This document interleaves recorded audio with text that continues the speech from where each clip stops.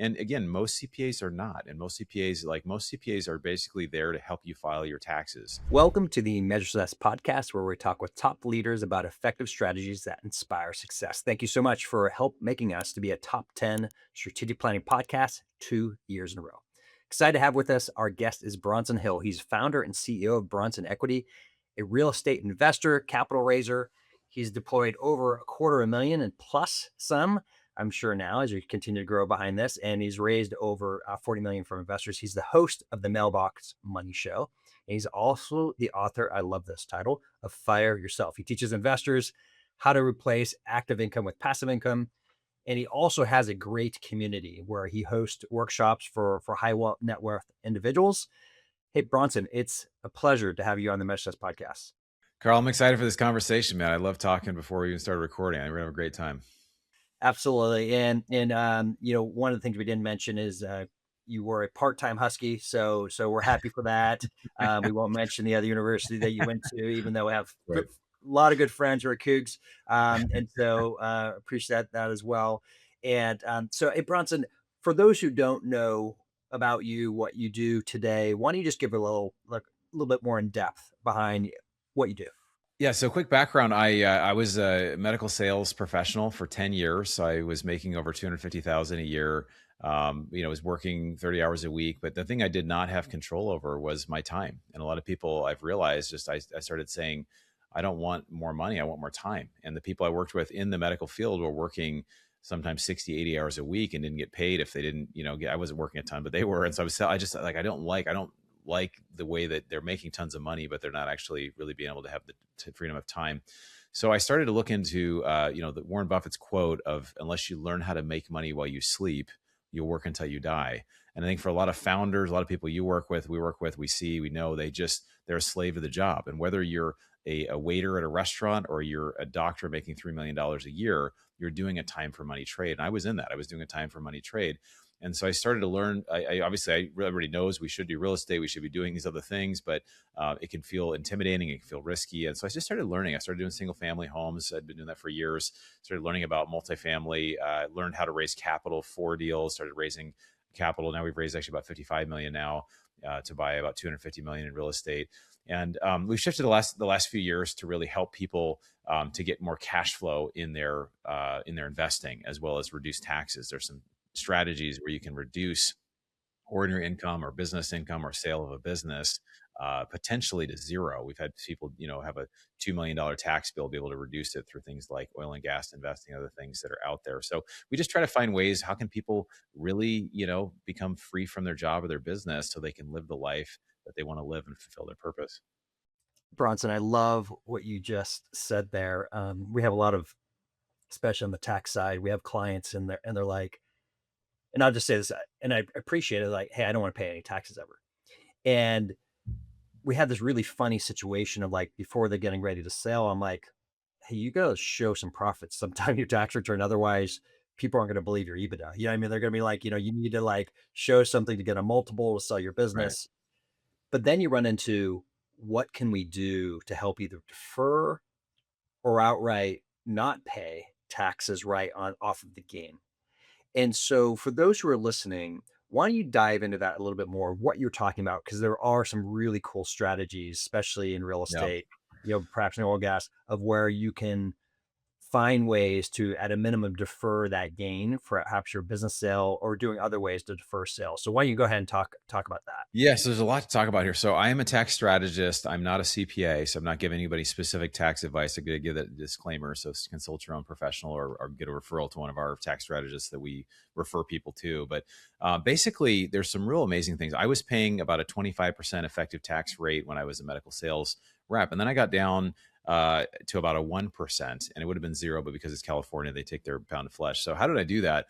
It was through something called the real estate professional designation. I talk about this in my book. You can learn about it online on different places. But basically, if you or your spouse, so it can be your spouse as well, put in 750 hours a year, and it's got to be 51% of your working time, you can use losses or depreciation from real estate investments against your ordinary income or your spouse's ordinary income. So I've seen this. It sounds kind of like I just said a lot there, but basically what it is, if I invest 100,000 in a real estate deal, often some of these deals produce, 70, 80, $90,000 in passive losses. What that means is there's no, or depreciated losses, there's no actual losses. It's just that you take them this year and you defer them to future years.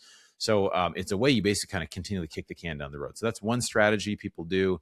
We can get more into that if you'd like. Another great strategy is the oil and gas. Now, people think if I say oil and gas, like I feel less familiarity with it. It feels kind of risky, and I think it was pretty risky up till about 20 years ago, and I'll explain why. But for over 100 years, there's been something in the tax code that has said, for energy, if you invest with, and I'll just say this with investments that are out there, the government gives you a guide of how to reduce your taxable basis when you align with their incentives. So we talked about depreciation. That's aligning with the incentive for the government to provide housing, right? The government does not do a good job. When they provide housing, it becomes the projects in the hood, right? And so it's the same too with energy. So when they encourage companies since, over 100 years, say, let's provide energy, they give you almost a 1-for-1 tax reduction. And it's not just against passive income, it's actually against any type of income. So this is where people can invest 100K, and it's typically 80 to 90%. We had a deal we did last year, was 90%. So that means, if somebody makes 500K a year, they invest 100K in a deal that gives 90% reduction. It basically will show the taxable income is 410,000 per year. And that means you've saved probably 20 to 30,000 or more just even before you've actually invested anything. So there are things out there like that. There's other things we can talk about called like DSTs, which are trusts, but there's many things, but there's so many things. And this is where people that are CPAs, most CPAs are not tax strategists. And I love the third-party tax strategists that you do a free call with, but you pay them maybe 5 or 10,000 to create a plan for you, and they can save you hundreds of thousands or millions of dollars. Yeah, it's I'll just say Ryan. I won't say his last name. But a good buddy of mine, we were on a group text, and he said, with today's tax strategies, you should never be paying taxes. Like, and this particular person is brilliant. He's an active real estate person. He's involved in storage business, and so he's I know who you're talking regularly about. doing. I know who you're talking about. He's a good friend of Okay, mine. Yeah. okay, no kidding. Yeah. Okay, Big okay, storage guy, Seattle. yeah, yep, Yeah, I yep. know exactly what you're talking about. Yeah. Okay. So, so what the Right. game is, once again, for those who aren't familiar with this, is what you do is you buy an asset, you depreciate that asset, typically through what's called a cost segregation study. Bronson, you could go in more detail about this, and you get to accelerate the depreciation, and you could have a loan even on that. So you're paying no cash, you're financing the deal, you're taking the full depreciation. But this is the game, and this is the thing that people don't always have the stomach for. Once that depreciation runs out, you got to get a new building Yeah. because your deferral of tax gains, and so you end up doing a 1031 exchange, often upgrading, right, that asset, selling that asset, upgrading to another asset that's more, so you can depreciate again, right? Yeah. Right. Basic picture here. So Bronson, go into more about that, because I of course probably went pretty quickly on that. It's amazing. This has been around for years, right? This is not new stuff, right, that we're talking Yeah. about, but very, very few people get into it because they don't understand it. So for the laymen who are out there who are like, hey, I'm trying to find a better way. I've been burned before, they might say something like that in real estate. When is it done well? Like, how do you like structure these deals for someone where the risk is lower, but they're still getting the benefit of deferring or outright reducing their taxes significantly? Yeah, so everybody's situation is a little different. I think, if someone is a high earner. So, for example, in California, high earners, there are some positions like these examples I gave where doctors are making, a couple of these cardiologists I worked with were making $3 million a year, right? They had just a booming private practice. They were doing stuff and they were very busy. But the challenge is, you're paying at the top, income over $1 million is getting taxed at 39% federally. Plus, you've got 13+% in California, so you're over 50% there. Then you've got, what is it, 15.3% for the social or for the self-employment. And so that's 2/3 of the money. That's literally 2/3 of the money. That's like pretty demotivating, right? Right. So I think, a lot of people that I find they think some of this stuff is too good to be true, and I think it's really worth looking into for your situation. So, somebody who's a high earner like that, I think one of the best things is, could your wife become a? And sometimes I'll see couples that both are physicians. Well, maybe one they have kids, and maybe one can work part time. Can they work 20 hours a week and then have a rental portfolio and do short term rentals and have some hours there and document all that, and then start getting depreciation and kind of use all that stuff, to be able to reduce taxes. But you hear stories, like I was sharing earlier, there was a couple brothers in California that owned a medical practice. They sold it for $5 million, and their tax bill was going to be over $2 million, and they got it down to 125K, and it would have Wow. been zero, but because they live in California, they weren't able to get it to quite a zero. So I always got to give that caveat, but it normally would get to zero, and they did it through both their wives were real estate professionals. They were real estate agents, and that qualifies. If you're a real estate agent, you're a 1099. You have a business that's a real estate business, and you monitor those hours.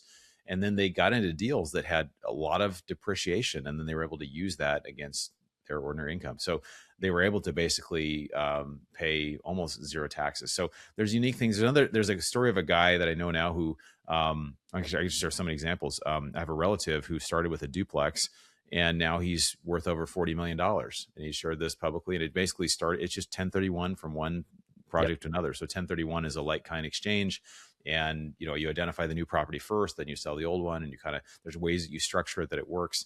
For a lot of people, you just got to kind of know how to do that process. For someone else, there's something called a DST, which is a deferred sales trust. So there's some that are very high cost that have a lot of fees. There's ones that I've discovered that it's like a less than 1% kind of setup fee. This lawyer will set it up, and it's about a little over 1%, maybe about 1% per year to just have it in here. So you can have stuff in there. So until you're ready to roll into something new, you can just defer those kind of indefinitely. Some are very, you have to look and see what are the fees, what's actually being offered. Sometimes they keep you in certain types of investments. So there are ones that are much more flexible. So like with everything, you got to do your own research, but it's just amazing. You have conversations and you just learn like what people are doing. You're like, man, this is incredible.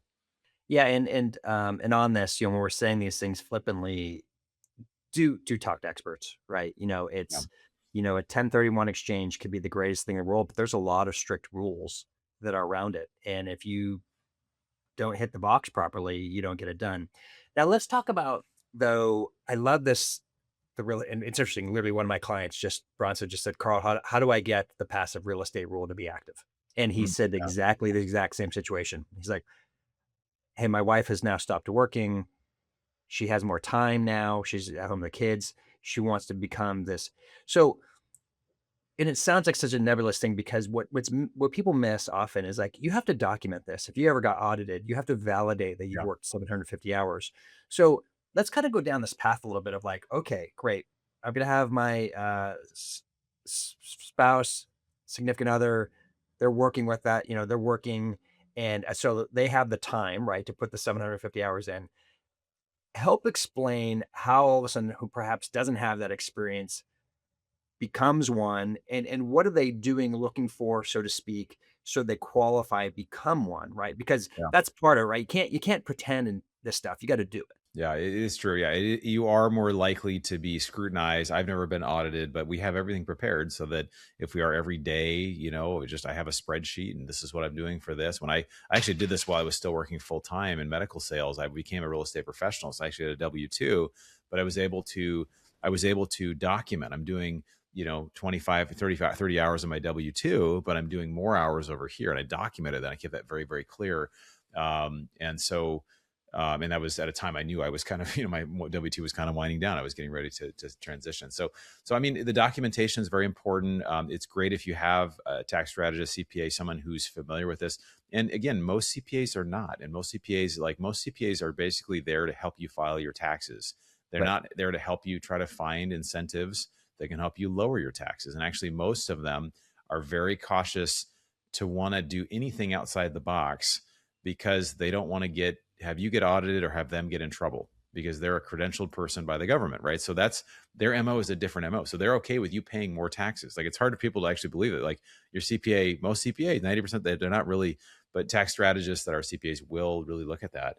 And so I think, for the real estate professional designation, again, I'm just going to share my basic understanding of it is that you've got to document the hours. You've got to be doing certain stuff. You can't just simply be a passive investor. You can't call it in. You've got to actually, see this is work that's going towards this. Now, there are a lot of things that do apply. If I go to a conference, if I reading books, if I'm doing, driving for dollars, I'm around my neighbor, like you can count all these things, but you've got to document all these things. So I think that that's where, really having that sense of, hey, you're keeping track of everything, you're focused, and again, the real estate agent is a great way to do it because there's an understanding that there's gonna be a lot of hours in there. There's gonna be calls you're gonna be doing. And if you can show that you have some income there, that also helps as well. But I think that if you're making it up, they're gonna kind of know that you make it up. I do have friends though too that are saying, a friend who's an attorney who's like, hey, I'm doing this full time and I don't document my hours, but I don't know how someone could look and see I'm managing this large multifamily portfolio and not say, obviously, this is like what he's doing with his time. So,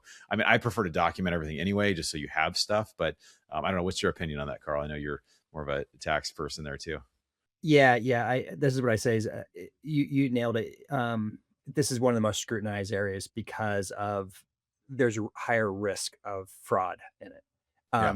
Because of what we described. The and once again I want to be careful of stereotypes here, but you have somebody's working W-2, they bring in the money to buy into passive real estate, right? Yeah. And but they want to be active because this is one of the problems of cost segregation studies is you end up getting losses and you can't put those losses against your active W-2 income at a certain point, Yeah. right? Right. And Right. and and so you're like, okay, I now can't do anything with it because I'm below my investment, below my basis.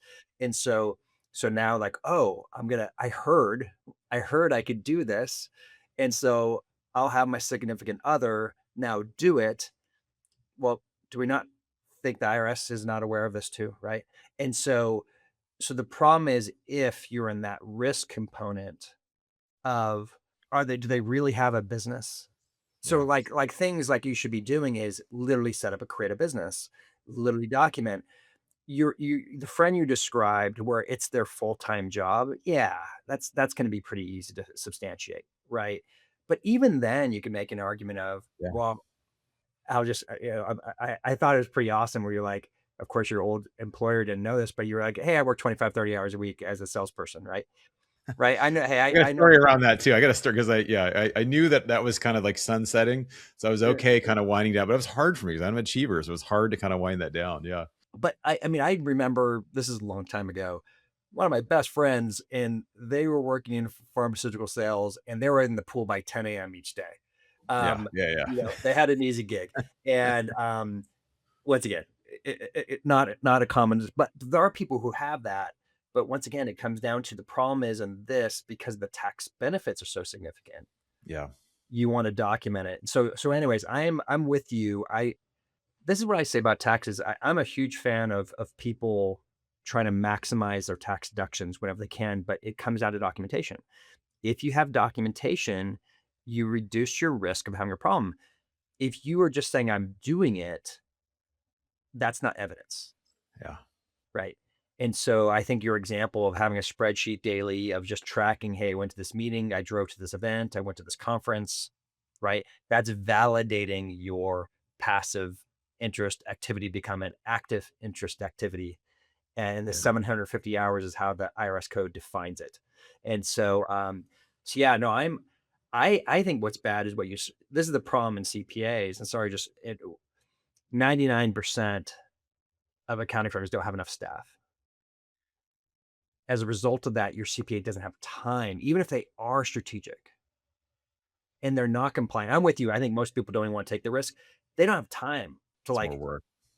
do stuff with you. And so as a result of that, you aren't finding tax strategists. It's like, hey, we got to get your return done. And you're right. I don't want to deal with any problems. And so, right.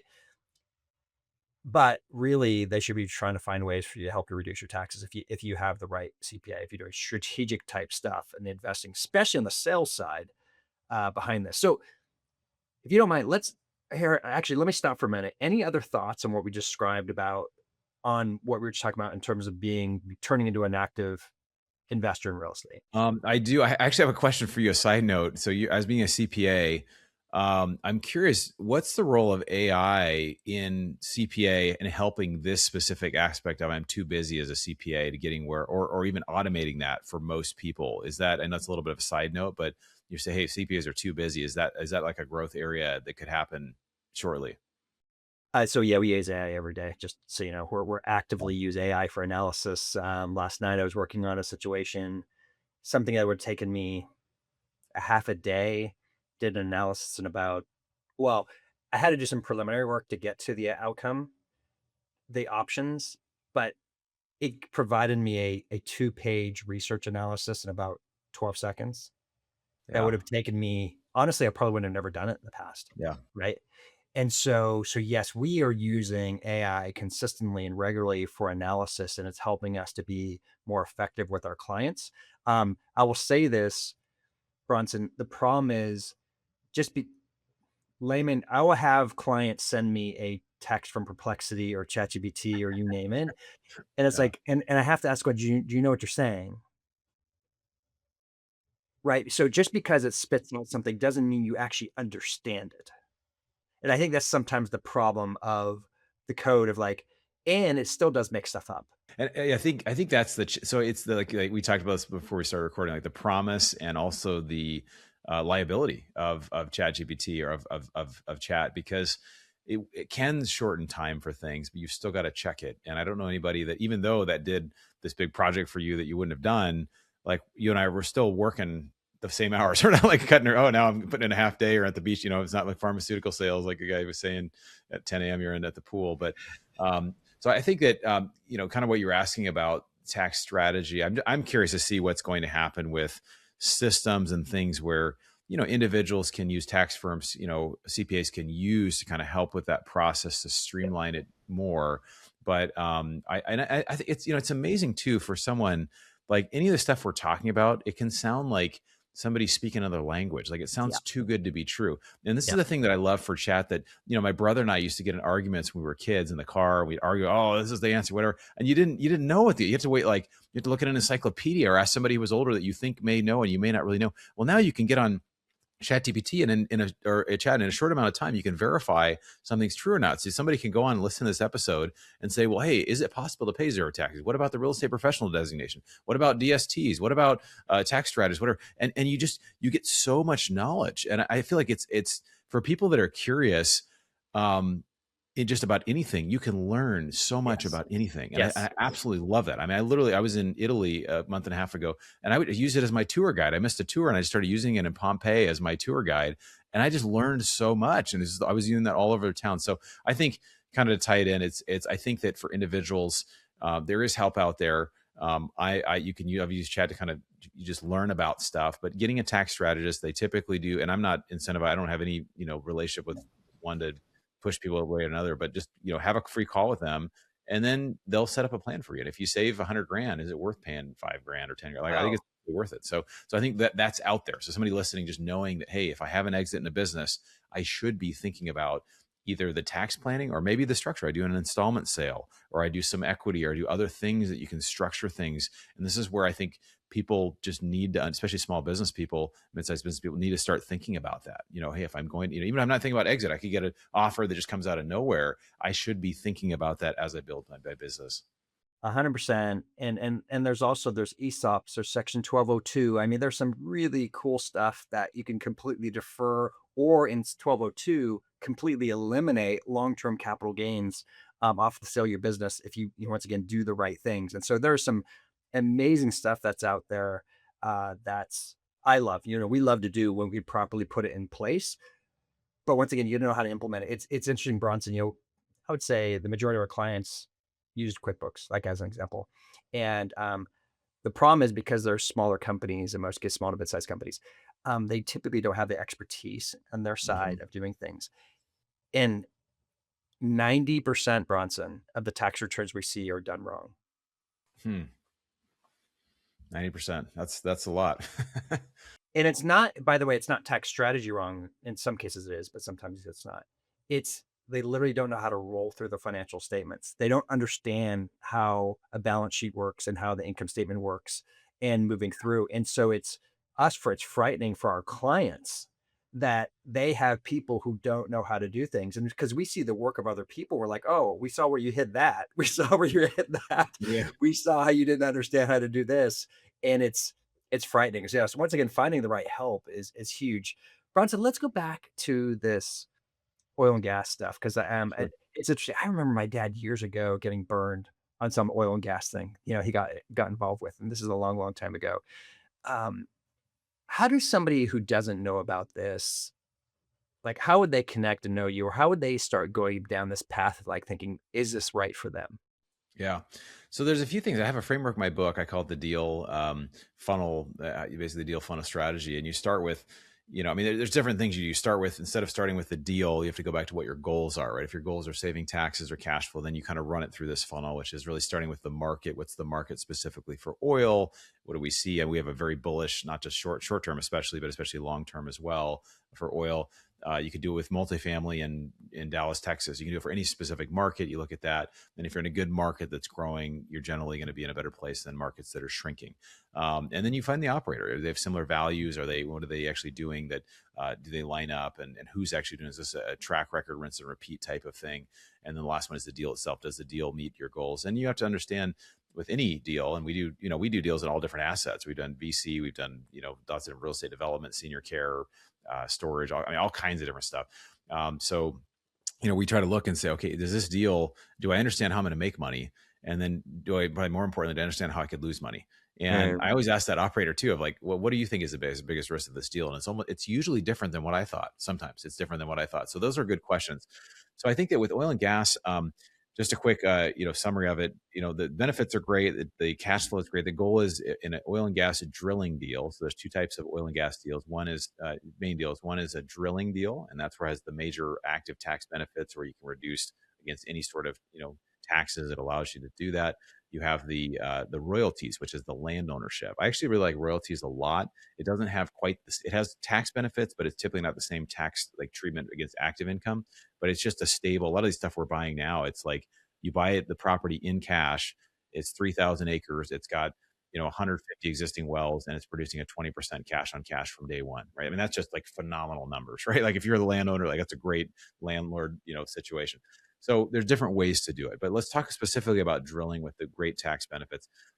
It used to be 20, 30 years ago, oil and gas drilling was very risky because all we had was we would guess. You'd go in and you'd say, okay, I think this is a good area. There's other wells around. Let's dig here. And you drill vertical. You go down and there'd be a lot of dry holes, probably, 20, 30% of the time, even in good areas, there'd be dry holes.